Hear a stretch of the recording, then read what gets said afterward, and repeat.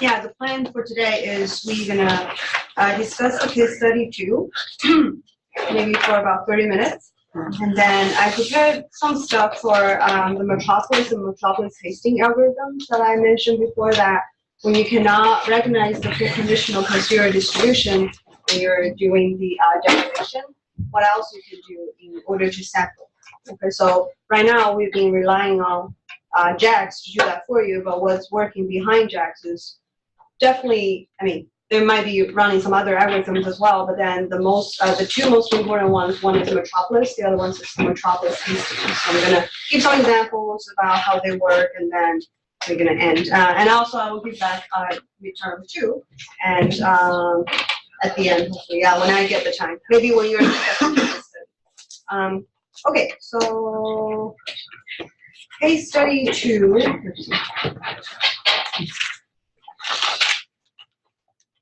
Yeah, so I quickly went through what people did, and I want to, yeah, so before break to discuss a few things. I think pretty obvious, many of you are doing hierarchical model, which is fine. So again, oh, by the way, it's not what I was asking at the beginning, but I can tell you more about what the model that I was trying to get hint about at the end.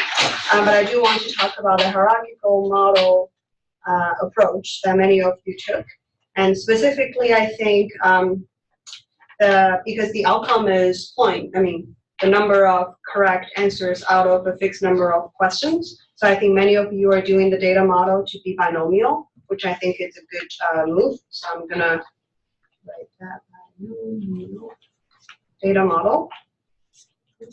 And then from there, people are doing various things. One thing is how to get the prior.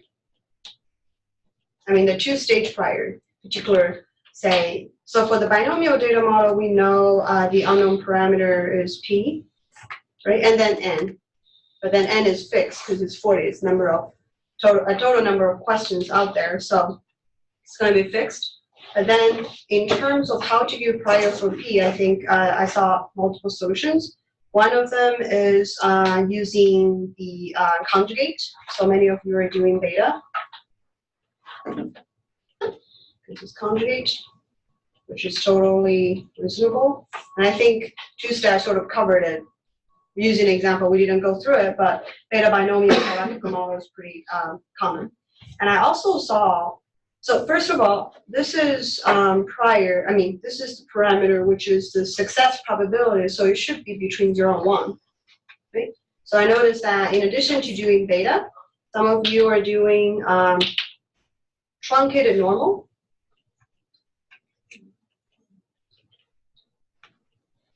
Okay. And truncated between 0 and 1. Okay, so I think that works as well. Okay, so so that, not conjugate, but JAX would do it for you. So I think that's another approach. One other thing is, yeah, so I think that's how different choices priors at the moment. And then of course the other approach, the other aspect of this is how you're constructing the model itself. So I noticed many of you are doing this 2-group assignment. I think again, that's probably because the way that I asked the question, and then, yeah, so many of you, I think, set 2 groups. The first group is the first 5, right? The first 5 people.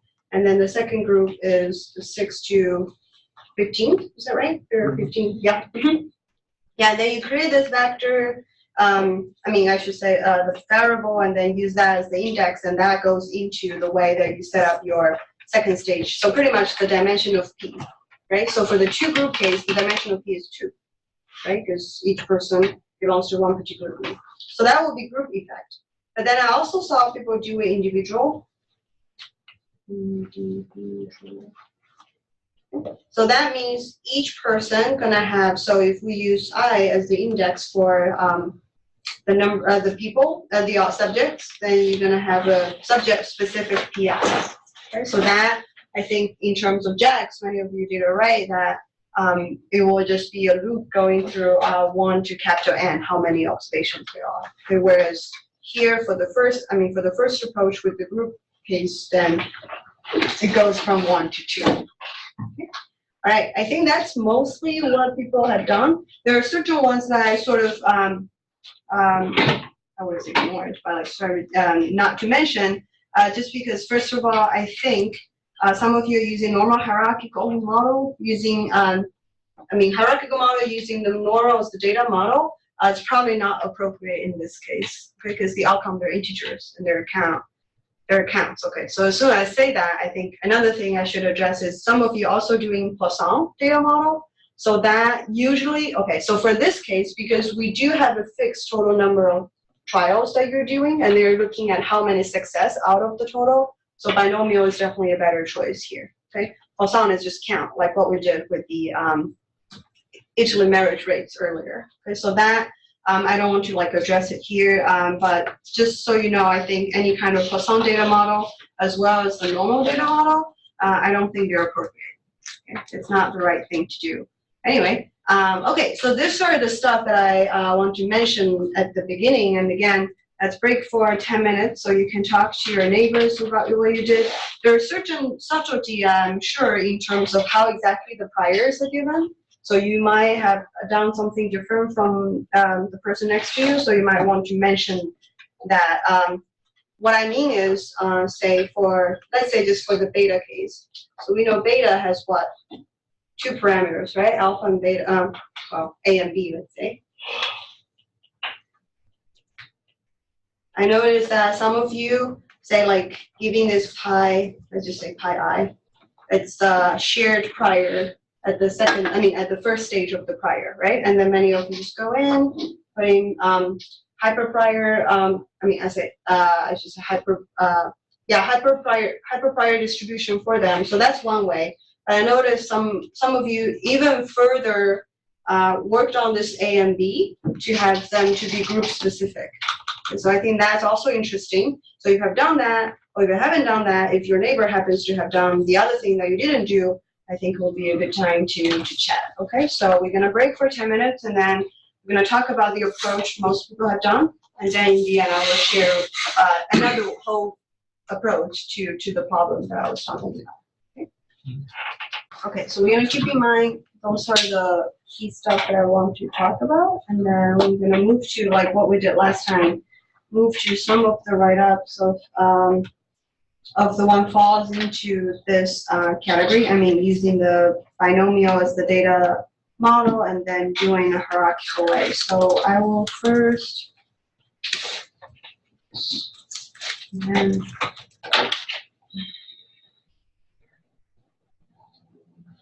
let's see, we're gonna have, actually many groups did that. So I will try to, I forgot who spoke last time, but whoever didn't speak last time and want to talk about their approach, maybe just volunteer. Whether you did it in a 2-group way or you were doing it at the individual level, whichever is fine. So I'm just gonna start with one and then talk about the effects and then see what else we can do. Okay. Anyone?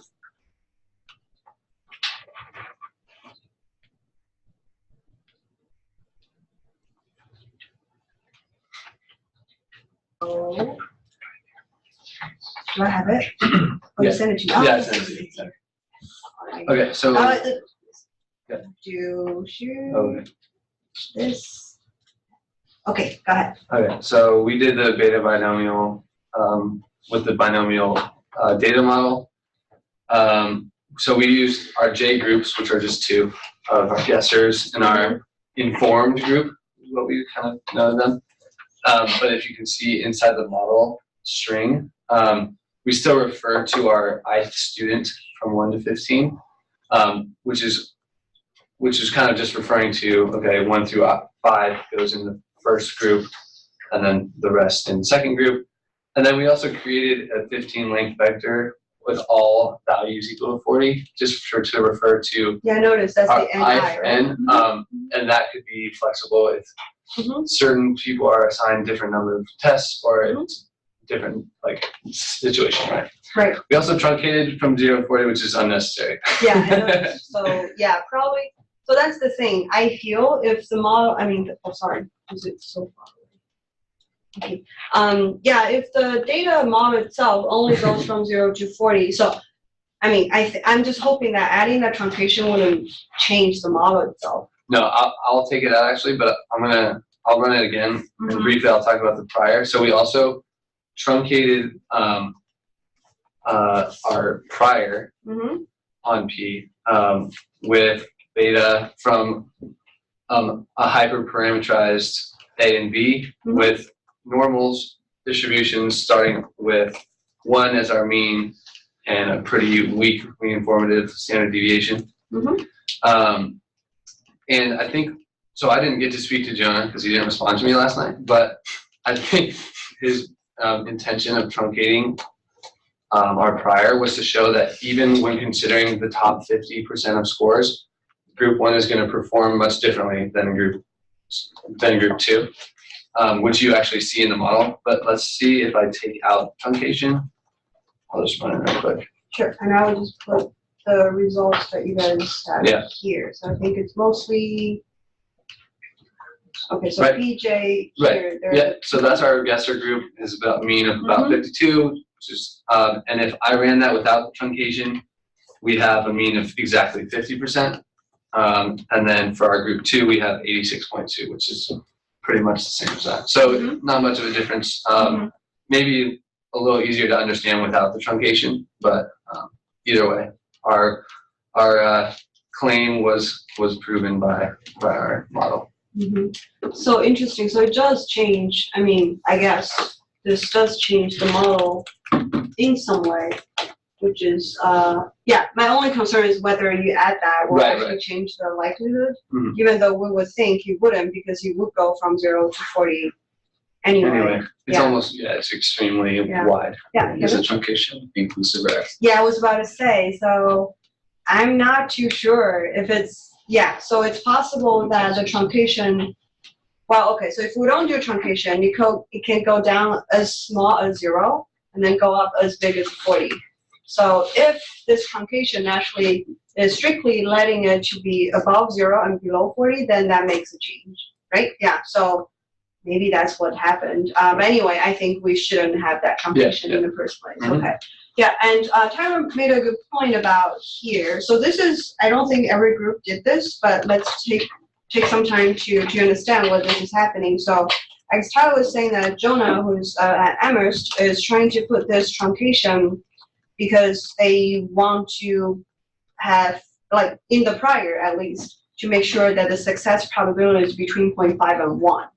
And they're doing that for both of the groups. Okay, so you want to remind us quickly what are the point estimate of the 2 groups? Oh, it's here, right? Yeah. Oh, okay. Good. Right. So very similar to what we got. And then when we actually exclude the truncation of the priors, we get even closer to the means from the actual data. We get exactly 50% as opposed to 52, and then 86.2 as opposed to 86.1. I see. Yeah, so the data does tells us, I think if you put the 2 groups in the way that we think they are, the first 5 and the last 10, then the sample success probability does look different. And then this one is actually below 50. So that actually makes me think, we never tried it before, instead of writing a loop here, that you give the same exact prior for both PJ, you might want to, still do the same D beta AB, that's fine, but then you do 2 different kinds of truncation. That for PJ1, because you know it's going to be the lower group, I don't know, you can do like 0.4 to 0.6 or something. Whereas for the higher group, you might even want to do it go up as big as 1, of course, but then the lower bound can be even larger because your sample is what, 80%, 90%? Yeah, it's about 86%. Yeah. But again, so these are the different choices prior. I think, again, it's a small data set. We only have 15 observations, so it can be pretty sensitive to the prior choice. And I think that's why even the overall model of most of you were doing this binomial hierarchical model with the binomial data model. a little change in the prior specification, I think, leads to different results. I mean, overall, still in the same ballpark. Like, say, the success probability for the first group is always around 50 or slightly lower, whereas the other one is up in the upper 80s or close to 90. Okay? So overall, it's the same, but who knows? I think it's, so this is the case that will be interesting to try different prior, and then the truncation is useful. And for us, you might want to be even more informative the way that you give. We just didn't want to overfit maybe. Oh, you won't. You already give two. I mean, it's not overfitting at all. It's the same number of parameters. Yeah. All right, perfect. So this is the case that you do the two group and looking at the group effects. And okay, anybody else wants to talk about maybe whoever did the individual level group? I mean, sorry, individual level PI. Somebody, I'm sure somebody did it, and actually a lot of you. So anybody wants to talk about it? Let me stop sharing here. Share. All right, go ahead.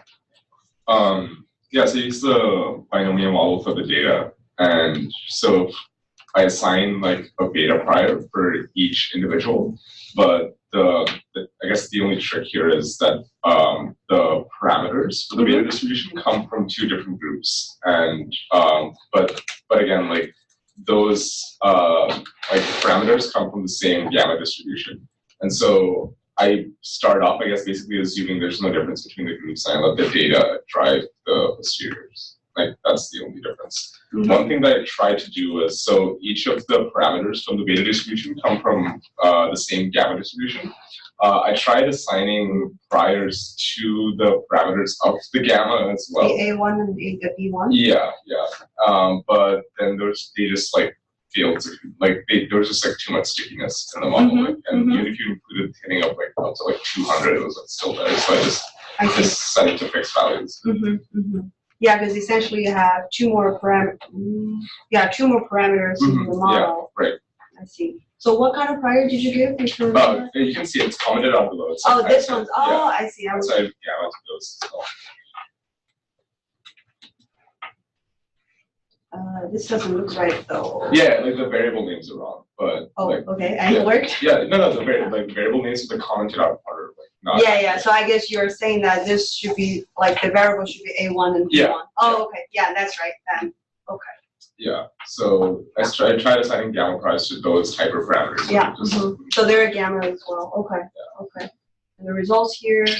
Let's see. So these are the parameters for the beta distributions, right? Right, yeah. So the way you can like see how this turns out is actually by plotting a beta distribution using the means of the parameters. And so if you look at like the group that we think is guessing, the beta distribution kind of like peaks at 50%.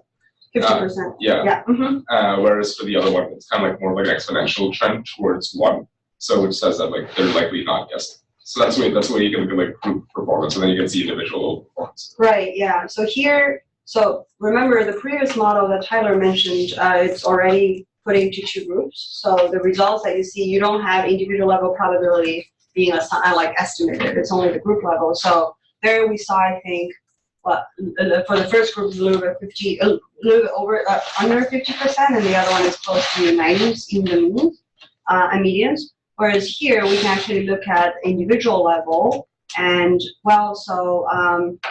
so the data, I think, so even though the first group, I think they're lower in general, but there's still some variability in terms of the number of correct answers, right? So I don't remember the numbers on the top of my head, but I'm guessing maybe this is like the second person might be the one who answered the least number of questions correct.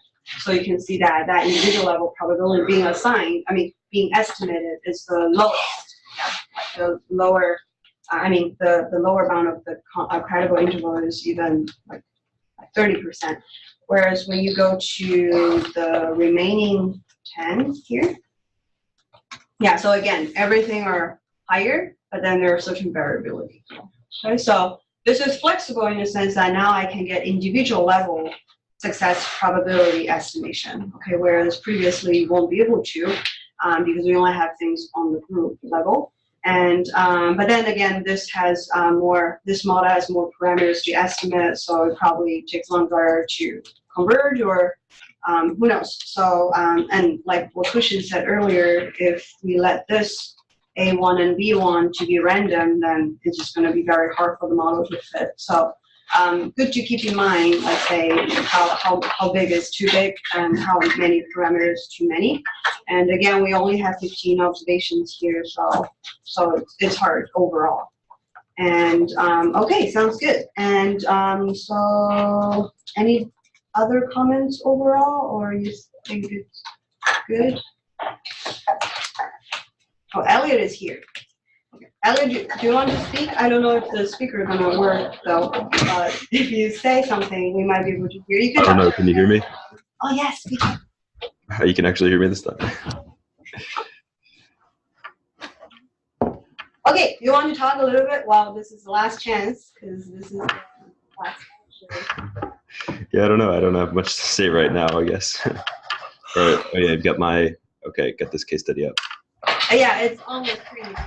Yes. Yeah, it's on the screen. I can see it now. Yeah, so I'm going to skip the first few just because I think you guys were doing Poisson at the beginning.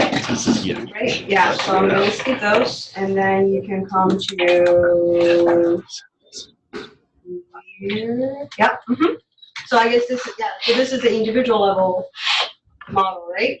Yeah, this is the individual beta binomial model, where we're essentially drawing our p-values from a beta distribution for each of the 15 people, and then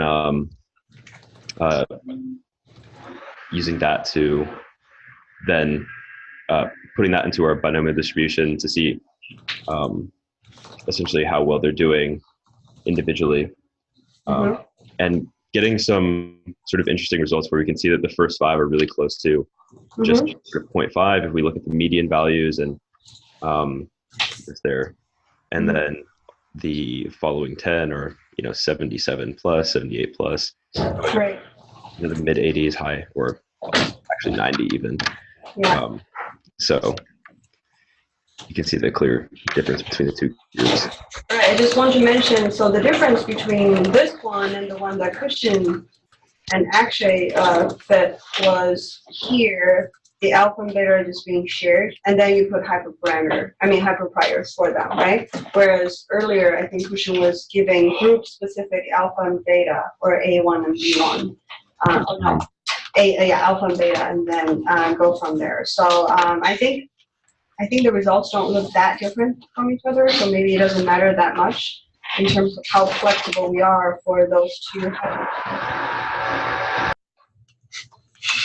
in the model. Okay. All right, and I think you guys fit the individual level. Okay, sounds good. Thank you. Yep. Okay, so one last thing. Oh, I should also just mention really quick. Maren, do you want to talk really quick about the truncated normal that you guys did for the? Yeah, because I think that's something different. So it's on Moodle, right? Yeah. So, yeah.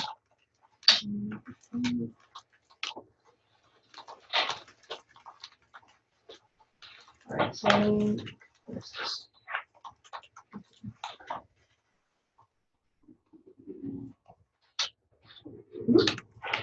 Yeah, so we just decided to assign a truncated normal. sorry, give me a second. Give me a second.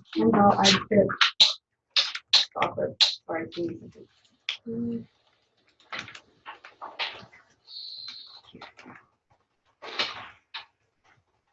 Okay, yeah, go ahead.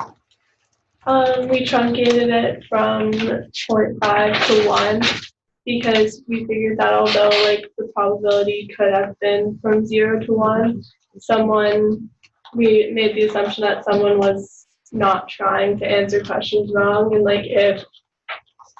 if someone was just guessing, then they would have a probability of 0.5, and any less than that, they would be actively trying to answer the questions incorrectly. So we did not allow for the probability distribution. I see. So then overall, I mean, again, the data model is still binomial, but then for the success probability, you guys put a normal, but then you decided to put the range to be 0, 1 just to capture the possibilities of different. Okay, yeah. But then when down here, when you're doing the hyperparameter mu, which is the mean of that normal, you set it still at 0.5. At no, larger, right? Between 0.5 and 1. I'm not sure, so I think some things might have changed. Okay, yeah. Anyway, so this is another way that you can do it. So whether you want to set it to be between 0 and 1 or not, that's up to you. But then of course, so this is on the group level. Oh, this is on the group level, right? Okay. Yeah. So okay. So that's another approach if you want to take a look at some point. And now I just want to talk quickly about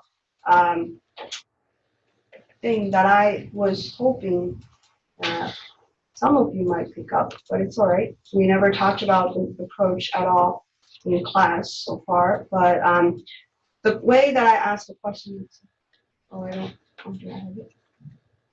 Never mind. So, yeah, so as of now, I think most people are, okay, so some of you are doing it at the individual level, so that's fine. I mean, we don't like trying to put people in group at all. But then the cases that some of you are doing, putting people in groups, is I would say like you just like handpick them. You put them in one, like the first 5 in one, and the second 10 in a second. So the way that I wrote the question, I was trying to give the idea that, well, you might be able to let the model decide which group each person is going to go to. So, so the way that we're going to fit this model, so you see the hint that I gave, and also like the useful JAX function that I was trying to provide in the cover sheet of the question, is trying to put what we call a mixture model, meaning that each person can come from one of the groups, but one of the 2 groups, but we never tell we never fix them. Okay, so in the way that you guys are doing it, is I fix the first 5 to be the first group, and then the last 10 to be the second. We can be flexible that you can let the data, or I should say let the model to pick how the group assignment is being happening. Okay, so let me just tell you a little bit. So now we're looking at the JAX script, the way that I wrote a model. So I think we all pretty familiar now with how JAX works. So I'm gonna tell you a little bit about the way to set this model up. So first of all, we only need the score and the number of observations as data to fit in. Okay. So we don't need the extra vector some of you have that you're going to fix the group assignment. Okay, so we're going to let the data decide. So, okay, so first of all, so I didn't try hard enough to write the model in the way that we're most familiar with. Like we used to have like likelihood at the beginning, and then the prior and the hyperprior, et cetera, et cetera. But I figure it's less intuitive if I do it this way. So I'm going to walk you through the way that I wrote on the screen at the moment, that how the model is being generated in the sense. Okay, so first of all, we believe that each person belongs to one of the latent groups. Okay, and because it's one of the 2, right? So it's a Bernoulli draw, right? So for each person, so I'm using this vector z to indicate the group assignment. So it's either, in this case, it's either 0 or 1. Okay. And I'm doing a deburn, so that's Bernoulli draw. Okay, and I'm using a random. So in fact, so like a simpler model than this is you fix the A value. Okay, you think it's going to be a fixed probability. At first, I think maybe I should just fix it to be 0.33, just because we know, like sort of looking at the data, we know the 1/3 of them are from one group and then 2/3 of them from the other. But I figure, well, we could actually let it to be random as well. So I put a random A here, and then I give A a beta prior, which is uniform from 0 to 1. Okay, so that's this part. So this part is trying to assign each observation to one of the 2 groups, okay? And it's being assigned in the way that it's a Bernoulli draw based on the success probability, okay? But some of you might say, okay, it's the same success probability, why don't you let it change as well? Yes, you can. You can even do it at the individual level. But again, that's going to be way more parameters to estimate. So this is just a demo. You can use this as a way to to let the data and the model to determine which group the person comes from, instead of you forcing what they are. All right, so this is how you get that assignment in terms of D. And then, okay, so the first model that I fit is, what if now I'm letting the first group to be the random guesses, so I'm gonna have a success probability, I call it phi1, to be 50%. And so I fix it, I'm not estimating this phi1 at all. I think the first group, they're just purely random guesses. And so it's 50%. Whereas the second group is gonna have a higher rate of success, but it's unknown. So like what most of you had done, I put it for a uniform, in this case, between 0.5 and 1. Okay, so that's how this truncation is working. And then D beta 1, 1, again, is uniform between 0 and 1. Okay, so I'm truncating it over there. So lastly, so this is the, I guess, the most challenging part to understand the code and then how to implement it in the future if you ever want to do them. So you see that here. So K is my output, right? So I'm using a D by norm, right? So it's D by norm, and total is N is 40, so that's fixed. And then the theta I, so you see that I have a person or individual specific success probability, which I use theta, okay? And it's called, so it's theta I in terms of the notation.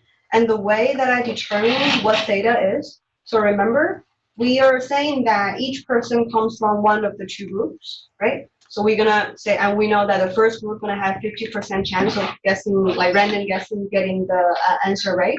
The other group gonna have a higher chance, but it's unknown, it's phi2, right? So now, based on the assignment of which group this person goes to, I have to determine the success probability for that person. So the way that you do it, this is one way you can do it, is you see that depending on the value of Zi, so Zi again is 0 or 1. If it's 0, it's the random guess group. If it's 1, if it's the other group. Okay, so I'm using this equals function. So I'm checking if Zi is 0, I'm gonna assign it to be the first group, which has success probability phi1. If Zi, this person belongs to a second group, meaning that Zi equals to 1, I'm gonna use the success probability phi2. Okay, so by running this, so again, Zi can be only 0 or 1. So only one of this gonna be useful, and the other term will be 0. So once you do all of this, your model is specified, and this is the model that we call mixture model, and you allow two different groups, latent groups that you don't know what they are, and you don't know how people are being assigned to each, but you're letting the data and the model to decide how the assignment is done. Okay. So there are more parameters, I should say, in the model, as you can see if I try to plot things here, show the summary here. One thing you notice is that, well, they should all be 50% just because I fixed them, right? I shouldn't say that. phi1 is what I fixed to be 50%, but then you can see that for the first 5 observations, every time they're being assigned to that group. Okay, so that's what this means, because theta is what? Theta 1 is the success probability for the first person, right? And you see that like the median, the lower bound, the upper bound of the 90% posterior parietal interval, and the mean, everything is at the same number, 50%, meaning that every time my first observation, and the first 5 observations, I should say, get assigned to the first group. Okay? And then that's what it means. Like say, even though I didn't specify the group beforehand, the data, or I should say the model actually determines that the first 5 should go to the first group. Okay? Whereas you can see the second 10, well, they're all exactly the same as well, which is not surprising, just because they all get to assign to the second group every time. When I say every time, I mean every iteration. Okay? Because when you run your MCMC, the person's assignment to different groups might change. Okay? Depends on, say, like the likelihood at that point, how the MCMC is running. The assignment should be changing anyway because it's random. That's what we're using the B from. And that's what it is. And A, if you remember, is the group assignment probability. And then this B2 is the success probability for the second group. And it's not surprising that it matches to all of the success probability for the second group of people as well, just because every time they get assigned to it, so they all match the same numbers. Okay? So that's, yeah, so if you actually try to plot them, theta 1 is going to always be 0.5. Yeah, so that kind of plotting might not be that interesting. But then I was confused a little bit about some of the mixing here. So what does this tell us? So this is the theta 6. So it's for the sixth person, the success probability trace plot. Okay? So for the majority of the time, it's always being assigned to the second group, like what we're saying, right? But very occasionally going to drop down. Drop down meaning that it goes to the first group because that theta is going to be 50%. Right? So I looked at it. I think, oh, I didn't like it enough. I feel this kind of, even though I think overall the mixing is good, but I think we should probably be even more flexible. So one thing we can be flexible, as you might be guessing, is that, oh, we don't have to fix that to be 50%. We can let it to be random as well. And then now you're going to have two groups with unknown success probability. You're estimating them. And then through the MC-MC chain, you are changing it every time. So that's the second model that I put over here. The only difference here is that I let phi1 to be random as well. And I put the success probability between 0 and 0.5. If I have time, the next one I might want to try is not to let it go as low as 0, just because we saw that in the data is not that low. Okay, you might want to put it, say, 0.4 to 0.6. And then for phi2, you might want to truncate it between 0.7 and 0.9, just to reflect how, like, roughly the data, the sample probability. So once I run this, you see that again, the first 5 still get you assigned to the first group, but then the overall success probably drops a little bit because earlier they were fixed, they're constant, now they're random. And you can also start to see that the trace plot looks, I think, slightly, oh no, still, okay, so not as good, but slightly, I guess, slightly better because they wouldn't drop as often. Say for theta 6, it still drops, but then for the other ones, they seem fine. Right? Right, so this is the what we call mixture model approach, and I will post this on Moodle of the PDF as well as the Markdown if any one of you ever wants to try it.